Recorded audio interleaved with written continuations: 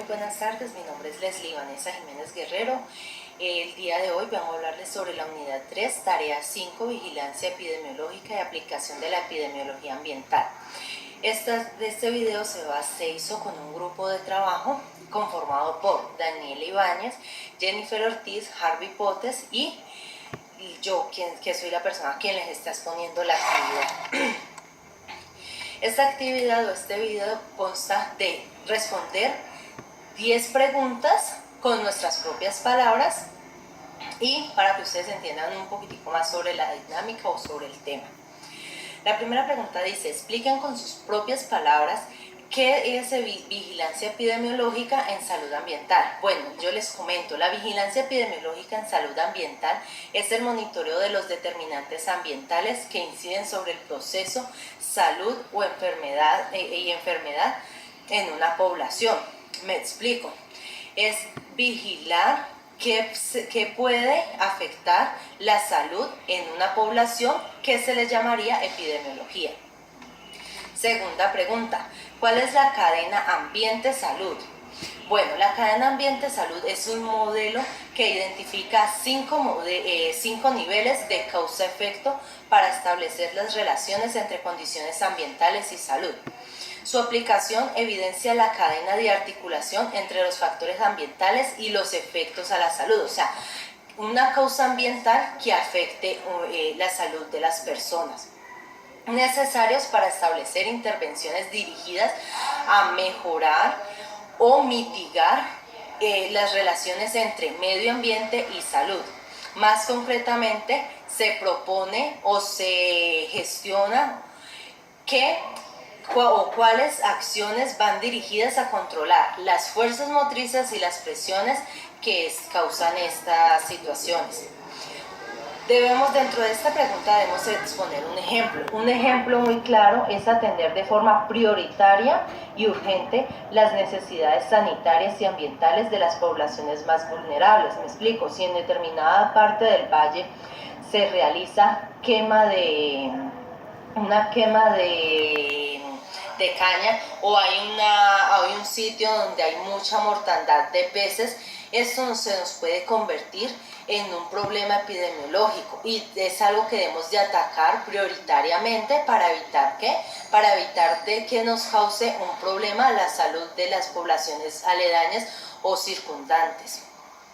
Por consiguiente, con esto promovemos el desarrollo sostenible a través de tecnologías y modelos de producción limpia y consumo responsable, articulando a políticas y procesos de desarrollo social, político y económico, viéndose presionado el Estado y obligado a cumplir con las necesidades de la comunidad y así darles un hábitat saludable.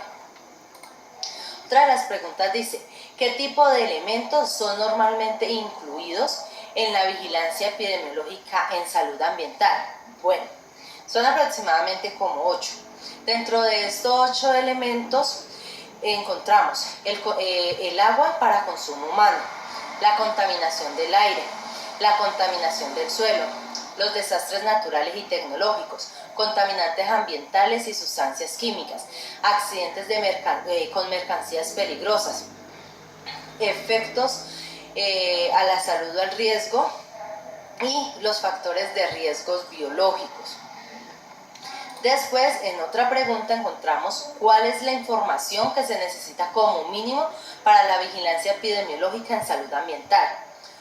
Bueno, resulta que esta información que se necesita suelen ser fuentes de información, o se les suele llamar fuentes de información para la vigilancia de la salud pública, y son diversas, entre las cuales encontramos encuestas especiales, registros de morbilidad y mortalidad, informes de investigación de casos, informes de epidemias, informes de laboratorio, datos demográficos, datos socioeconómicos, datos ambientales, sociodemográficos, información sobre fuentes no oficiales. Todos los sistemas están basados en las categorías de medio ambiente y animales y funcionan como sistemas de alerta o alerta temprana para desarrollar enfermedades. La otra pregunta que ya vamos por la quinta, es cuál es el procedimiento de vigilancia en salud ambiental. Enumere uno a uno de las actividades principales. Bueno, las actividades principales serían 8. Dentro de estas encontramos cuáles. La recolección de los datos, como lo vemos en la diapositiva, recolección de datos, procesamiento de datos, desarrollo de indicadores de los sistemas de información para la vigilancia de la salud ambiental, análisis e interpretación de los datos, recomendación de medidas de control, evaluación de la eficacia y efectividad de las medidas logradas, difusión de información relevante y las acciones educativas y directrices. Todas van en cascada y todas van generando un nivel de importancia. Sexta, enumere como mínimo un ejemplo de vigilancia de salud ambiental por desastres naturales. Listo, entonces vamos a hablar, según el cuadrito que ven aquí en la diapositiva, sobre un efecto que sería el terremoto y cuáles son como lo que produce. Entonces, hablamos de defunciones o muertes. Las defunciones o muertes en caso de un desastre natural como un terremoto son muchas. A veces suelen ser incalculables, dependiendo obviamente de la magnitud y del sitio, de la vulnerabilidad de las personas a las cuales afecta este terremoto. Las lesiones graves que requieren tratamientos complejos, también como lo había explicado anteriormente, por las condiciones anteriores, pueden ser muchas. El mayor riesgo de enfermedades transmisibles poseen un riesgo potencial después de cualquier gran desastre natural. La probabilidad aumenta en función del hacinamiento y el deterioro de la situación sanitaria. Daños de los establecimientos de salud.